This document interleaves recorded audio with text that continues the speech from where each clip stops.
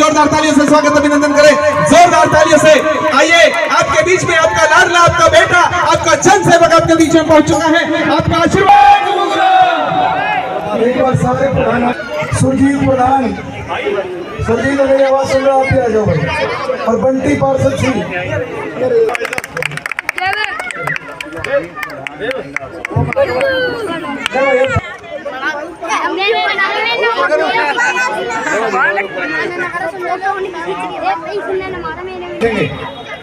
ताली बजा दो भाई जोर से, एक एक मिनट सारे।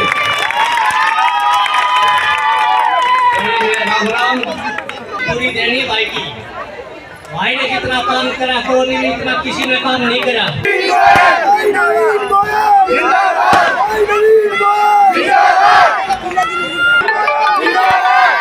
कर देंगे। देखिए, जीत तो जीत होती है जी, जीत तो एक वोट के तो जीत जी, हार एक वोट से तो हार। जी, लेकिन एक कहावत है हरियाणा में कि सौदा रलते में रला करे, सुनिए ना।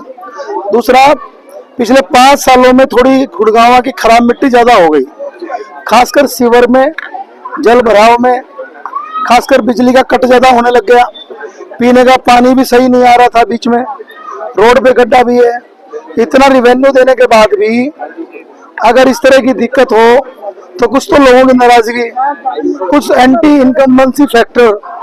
और तीसरा क्या है जी, सीटों का सिलेक्शन जो है ना, ये जनता बोल रही है, मैं नहीं बोल रहा।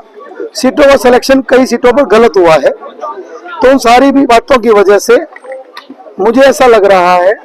और जो कांग्रेस का कैंडिडेट है वो 5 साल जनता के बीच में नहीं रहा, और बीजेपी का कैंडिडेट भी गुड़गांव विधानसभा में आखिरी के 1-1.5 साल में आया है, और मैं 5 साल गुड़गांव की जनता के बीच में रहा हूं। दोनों कैंडिडेटों में ऑनलाइन कैमरे पर कह रहा हूं, कोई भी कैंडिडेट गुड़गांव का कोई भी कागज लेकर के किसी अधिकारी के पास, किसी कर्मचारी का कागज लेकर के किसी मंत्रालय में गया हो, किसी गरीब भाई की पेंशन बनवाने के लिए भी गया हो, किसी विधवा की पेंशन बनवाने भी गया हो, और मैं और मेरी टीम 5 साल लगातार लगी रही है, और लोगों के बीच में हमने कोई उलाहना नहीं लिया, कोई गलती नहीं करी, सबका मान सम्मान किया है। इस मार्फत मुझे उम्मीद है कि हम अच्छे मार्जिन से जीतेंगे।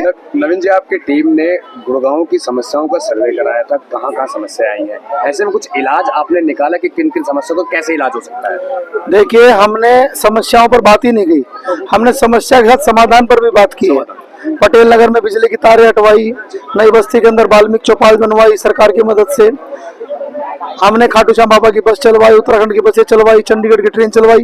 किसी ने सोचा ही नहीं था कि चंडीगढ़ की ट्रेन चलनी चाहिए। एक आईएएस अफसर मुझे चंडीगढ़ में मिले, वो बोले क्या आप नवीन गोयल है? मैं कहा हाँ। कह रहा जी, हरियाणा गुड़गांव से 15 अफसर चंडीगढ़ आते हैं सोमवार को, और शुक्रवार को वापस आते हैं। सभी एक ही बात का जिक्र करते हैं कि नवीन गोयल, टीपी गोयल ट्रेन चलवा दी, मौज हो गई। वो ACS, additional chief secretary level के अफसर भी ये बात कह रहे हैं।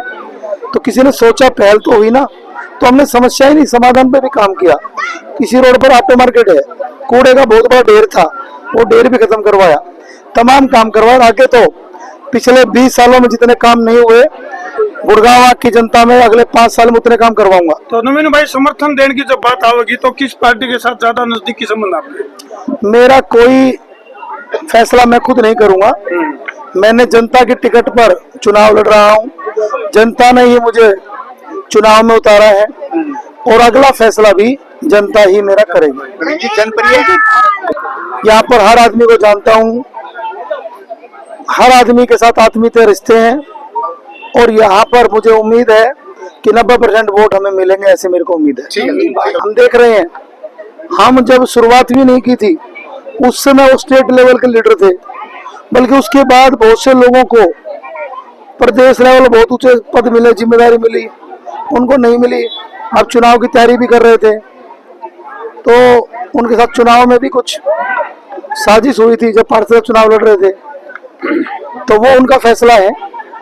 लेकिन कोई कार्यकर्ता 40 साल पार्टी में रह के पार्टी छोड़ने की बात करता है तो यह अत्यंत चिंताजनक है, अत्यंत खेदपूर्ण बात है।